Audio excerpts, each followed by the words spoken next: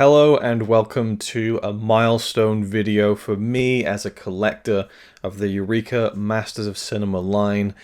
It's been a long time coming. This wasn't really a goal that I had in mind per se, as I did all those years ago. I think it was 2016 maybe, when I completed the first 100 spines in the Masters of Cinema collection. That's one thing I don't like about the MOC line, is the way that I can't say it very well. See, when I'm speaking like fast and stuff, whether it's in video or in a podcast, on the Blu-ray Condition podcast, which is a very regular podcast you should all be listening to, but whenever I say it, it always comes out as Masters of Cinema. Like the T just disappears completely. But, you know, I sometimes try to slow myself down and say Masters of Cinema Collection. But yeah, the Masters of Cinema Collection, for me, was a huge thing that dated back to 2014. Which is not when the line started by any means. It was around for many years before that. But it all started for me with a little film called Metropolis. And this is the gorgeous steelbook edition of a very rare, out of print, many copies lost in a fire edition of the classic 1927 film from Fritz Lang. And this was the one that I had watched and was just blown away by and thought, okay, what else have these guys released? Now, actually, the first MOC Blu-ray I ever bought was the Touch of Evil steelbook. I've told this story before, but it was just stunning. And I saw it in HMV and it was like outrageously expensive, like £25 or something. And one day I just thought, it's just gorgeous, I have to have it. And I bought it and I started watching it and never finished it. And then I ended up selling it. And then, you know, an amazing viewer gifted it to me many years later. And it was just, you know, that's still one of my favorite films in the whole collection and editions in the whole collection is that steelbook of Touch of Evil, and ended up watching it and loving it. But Metropolis was like kind of ground zero for me as far as could you imagine dropping that one? I hit the microphone too, so I have to edit the audio a little bit there. What a twat. Anyway, I'll leave that in for free as I always do. But the Metropolis really was the kind of genesis for me going, wow, this is such an amazing film, and I really like the look of the other silent films they have in the collection. And then what really just, kicked the door down for me was the first Blu-ray in the collection, Spine number 1, which is Sunrise, A Song of Two Humans.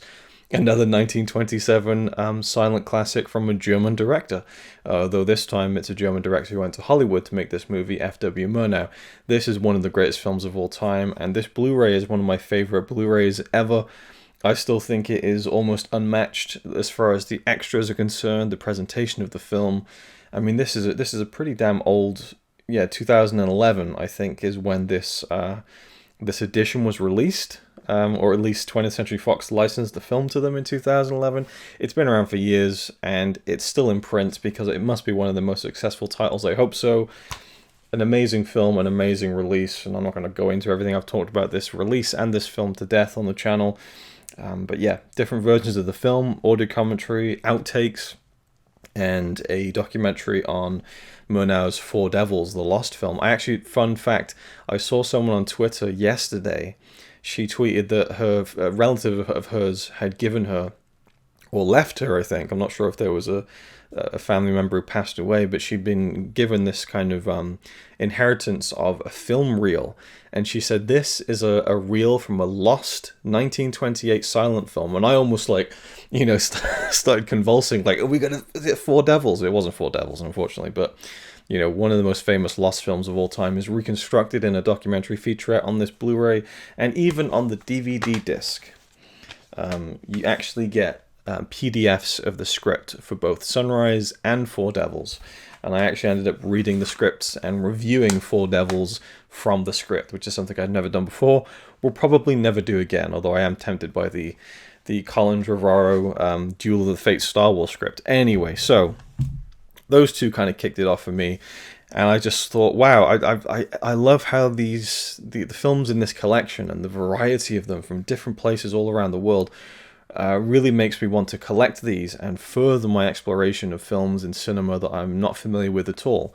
And that had kind of started with my YouTube channel morphing into a movie channel in 2011, almost 10 years ago now. But 2014, I'm pretty sure was the year that I started collecting these films.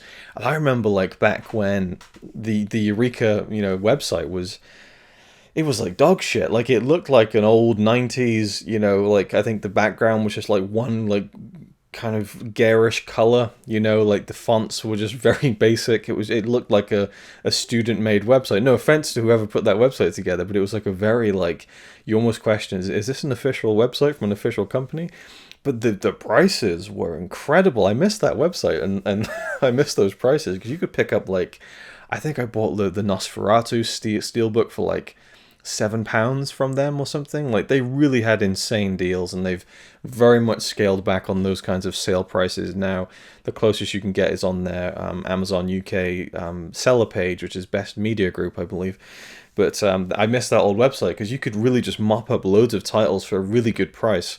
And then from 2014 onwards, every Christmas, every birthday, I was just, family members were saying, what do you want for Christmas? I'm like, any of these, MOC titles. And in fact, one of the most prized, I don't know why I'm looking over there, because I used to store it over there. It is now there behind me. It's been over there for so long, I kind of instinctively looked to where it was on the shelf for the past year, but it's now here, the late Mizoguchi set, which I can just grab off the shelf actually while we're here and talking about these films.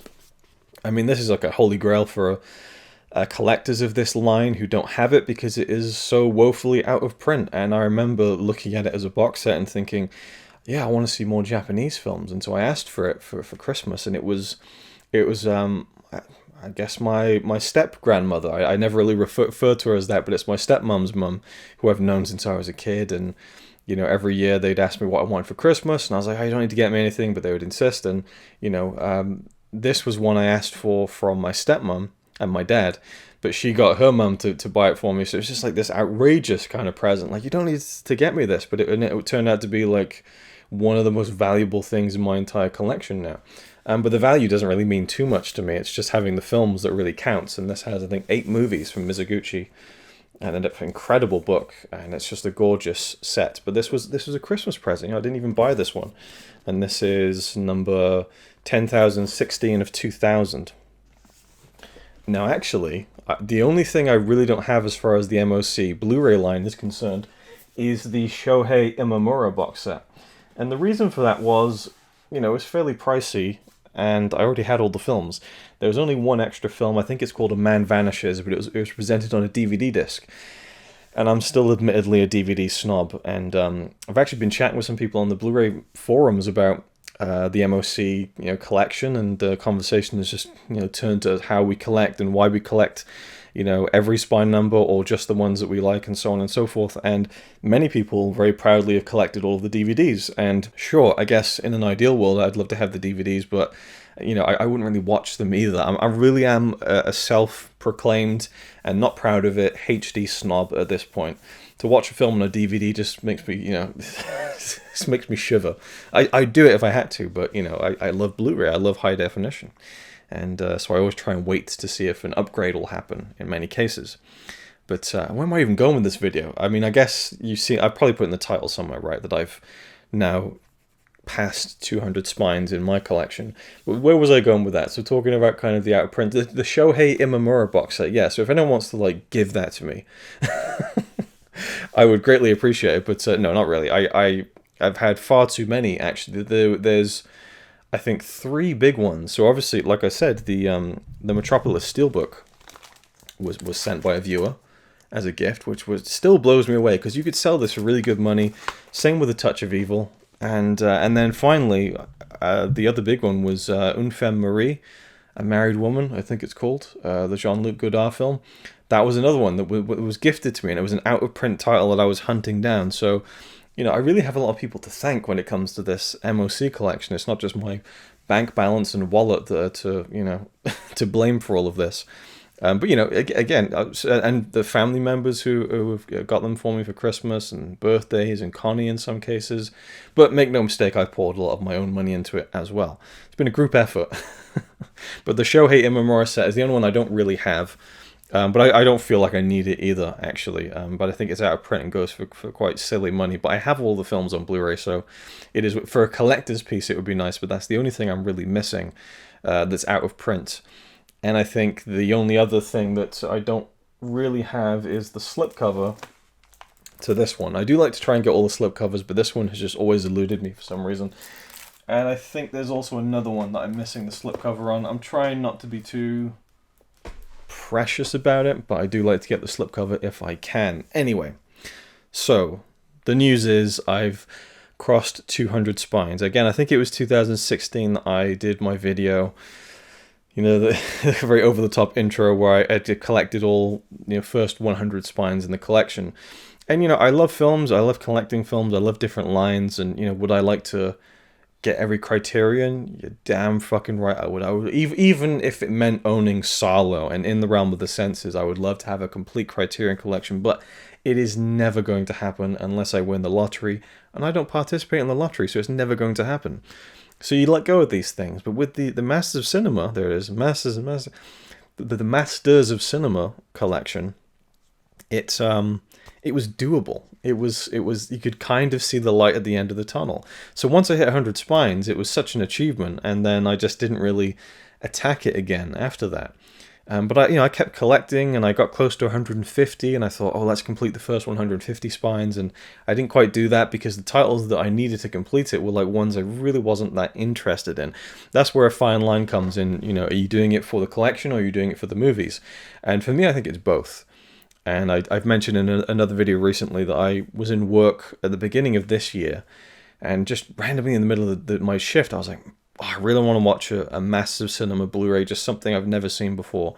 Got home from work, grabbed a random title, put it in, loved it, and I just thought, this justifies my whole collection, because whenever I need something completely different, that it's usually on the shelf somewhere, and I can grab it, and maybe I won't like it, but that's part of the discovery and the journey of it and everything. So that has held true, and I've watched a couple in the past couple of weeks as well, that one that I was really looking forward to, one that I couldn't really be less interested in, and they were both really interesting experiences. I didn't love either film, but there were things in them that I thought were great, and they were just interesting different viewing experiences, and I'll talk about two of those in the next video, which will be my new update of I think 16 new titles in my collection, which has taken me over the threshold of 200. So in my video talking about the first 100 spines, I go through all of them, and there's a lot of haven't seen it, sounds good. So I won't bother doing that here, but I have worked out now that I have 211. And I'm just going to be honest with you here. I tried to make a Spinal Tap joke about saying this collection goes to 211. And the first time I botched the delivery of it. The second time the accent was pretty terrible, as it was just then when I was recounting. You know, it doesn't count when I'm recounting it as me trying to make the joke. So awkward edit there. But regardless, 211 titles in there. And that is also spine numbers. So there's actually, like, I think with the Buster Keaton short collection, it's got to be probably close to about 250 films total, I would say. And I think I have 27 more to get, which is like dangerously close to being complete. And what I would love more than anything, as far as this collection goes, I would love to have seen all of them, and then every month a new one comes out, I can buy it, it comes in, I can watch it, and I'm complete again, and it's nice and neat. But I don't foresee that happening anytime soon. But I'm trying, and I will tell you this, that this, you know, grabbing quite a few in the recent sale was inspired by Graham from Man v Film, who is really attacking his collection. He has a similar collection to me where he has so many movies he's never seen, and he was feeling quite a lot of collector's guilt over it, as I think we all do. And he decided to really just attack the collection and watch films as soon as he bought them, and really focus on watching things. And he has watched, in this year, 2020, 50 MOC films. And I just thought, holy shit, dude, you've put me to shame. People associate me with the MOC collection sometimes, and maybe they should be associating it with Graham, because that's really actually getting stuff out of your collection and watching those films. So he inspired me a little bit to kind of, kick myself up the arse and watch some of these films. So I recently watched, just randomly grabbed off the shelf, La Signora Senza Camelia, which I really enjoyed and have put up a video on. And then there's two others I've watched this week. So I'm going to try and push forward a little bit and watch some more. We'll see how that goes. And I've worked out now that I have seen 70 films in the collection. So over a quarter of the ones I own, but not quite half. So there's work to be done for sure. But that's fine. I don't feel too bad about that because I know there's always going to be so many films I can watch that will at least have some worth. And I trust the brand, I trust the label. And it's been an interesting ride for the collection, I think. In recent years, it kind of went downhill a bit as far as my perception of it, where they just didn't seem to be releasing many titles in the MOC line. They were focusing more on the Eureka releases, and I think they brought out Montage, was another kind of sub-label. They kind of delved into a lot of horror stuff and Night of the Creeps, releases like that, Cujo. And the MOC line seemed to be sagging a little bit, but in the past year or so, it's really picked up. They've been killing it with some incredible releases of many that I haven't seen yet, but just great limited. I think with limited editions, that's where they're maybe making more money, and they're very smartly appealing to collectors like me who will buy them sooner if you put limited edition slipcovers on them, and so on and so forth. And so I think that's working out for them. But there's been some great releases, and they seem to be really gearing back up again to things that I really love from the collection, which is the silent film. There's been quite a few new silent films over the past year or so, which is great to see, and more variety, and a couple of more bigger titles as well. Things like The African Queen, and things, and there would often be films and titles in the collection that were a bit more art house and obscure than your mainstream stuff, and then titles like The African Queen are a little bit more upmarket or popular mainstream movies. Well, still classics, but at the same time more Hollywood movies. So it's interesting to see them dipping into stuff like that. Anyway, it'll be intriguing to see where the collection goes, how long it'll keep going, and that speaks to how physical media in general will keep going. People keep saying physical media is dying and all this stuff, and there are signs that point towards that, but at the same time, these boutique labels, they're doing great work. Not just Eureka, Arrow, Criterion, Second Sight. There's many new ones coming up, and Shout Factory, Kino Lorber, and people are buying them. So these things are going out of print fairly quickly because the demand is there, and I think maybe that's the only downside to physical media now, as far as collectors like us who are into these kinds of films, is that you're finding that it's probably only worth these companies doing limited print runs because they're not sure that they'll sell enough if they do it as a kind of a bigger kind of unlimited release. And so we need to kind of get in there and buy it as soon as possible, which ain't easy on the again, the wallet or the bank balance at times. Anyway, so I've now hit 200 titles in the collection. I don't think right now I'm going to try and finish it, because I think that I could afford to. I think I could make an Amazon order right now and have a complete collection, and they'd probably all arrive within the next week or so, and that would be awesome. But that's money I don't want to spend. I'm in a very decent financial position right now, which I don't want to scupper by buying too much. But I did buy a big chunk, and I have been kind of saving money for certain things, and I just thought, what?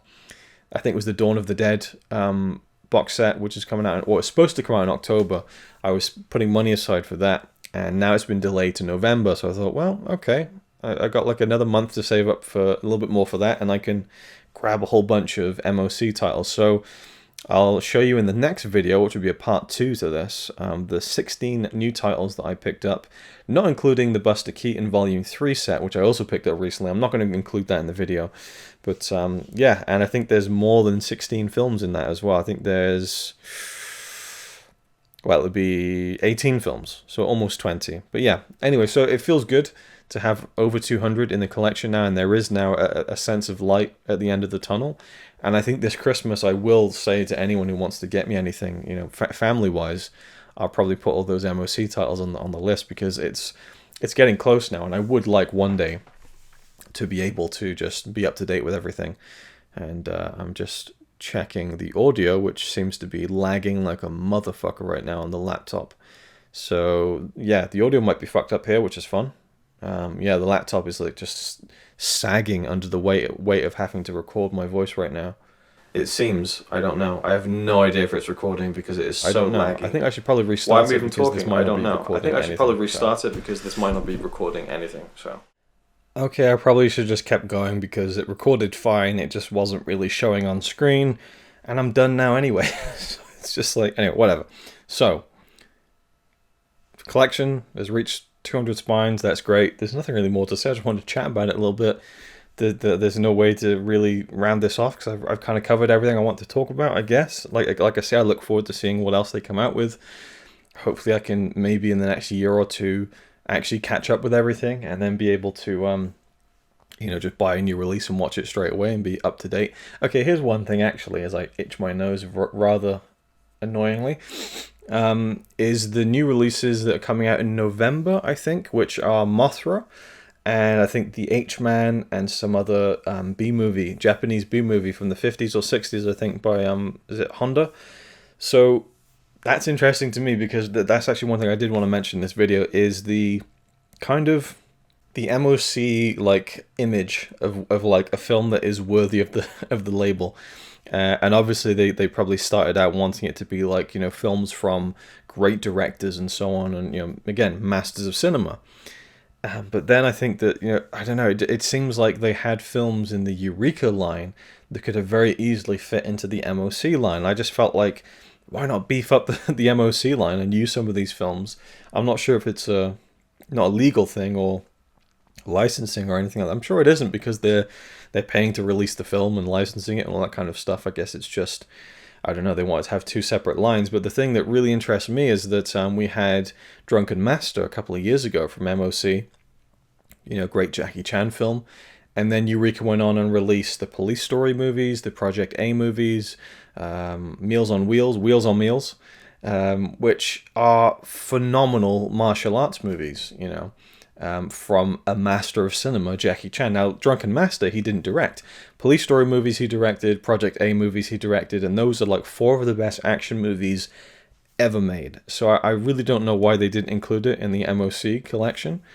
So I just thought that, well, I guess they feel like it needs to have like a real classic feel, or there needs to be like a real, it needs to be a great film. I don't know, but I think Police Story movies are great movies and so on. And then when Mothra gets announced, it's kind of like, oh, and I haven't seen it, and I can't speak to it, obviously, and I have the Gamera set and the Godzilla set and stuff, so I'm kind of interested, but it seems like a weird departure, so I don't know if this Mothra release and the H-Man and the kind of B-movies they're now releasing in the MOC range are going to be a marked, point in a different direction now. Are they really going to start opening up things to all kinds of different films? I don't mind it, but I just feel like when certain films didn't, make the cut, so to speak, why these ones are. But it'd be intriguing. I'd love to speak to the people who make these decisions, and kind of have a chat about it. It'd be really intriguing and fascinating, I think, because some companies do talk about the behind the scenes stuff.